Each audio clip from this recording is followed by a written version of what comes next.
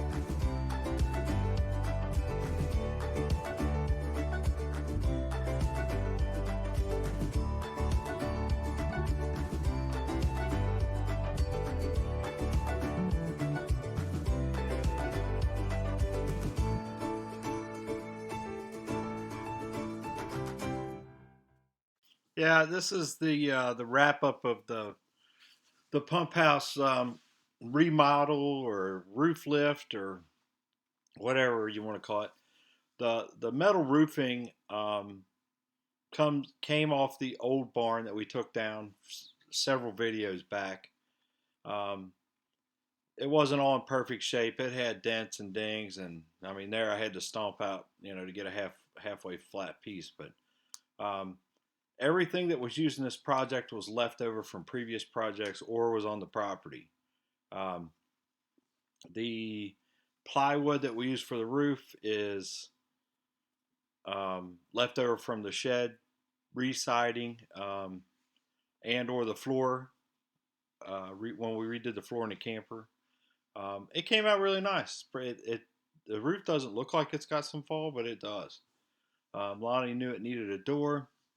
He got right on that. Got a door built for it. Came out great. We decided to utilize the space as best we could, so we hung stuff.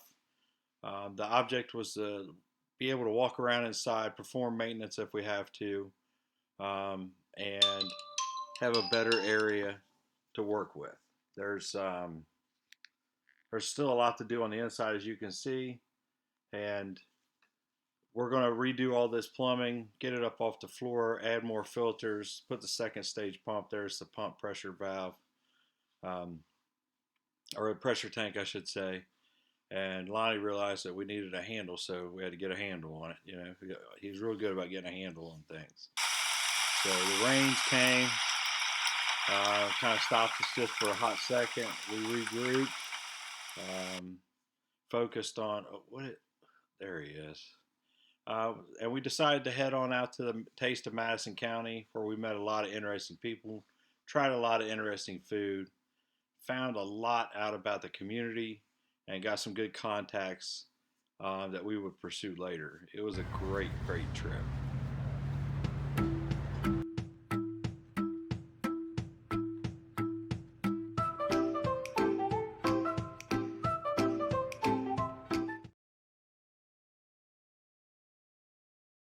We're in the back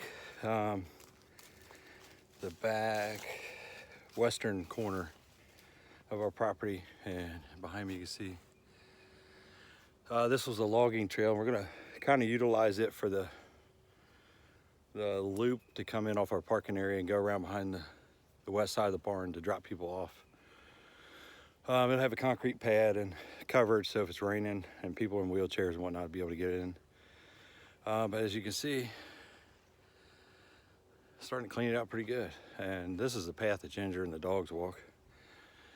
So currently I'm taking the dead stuff out.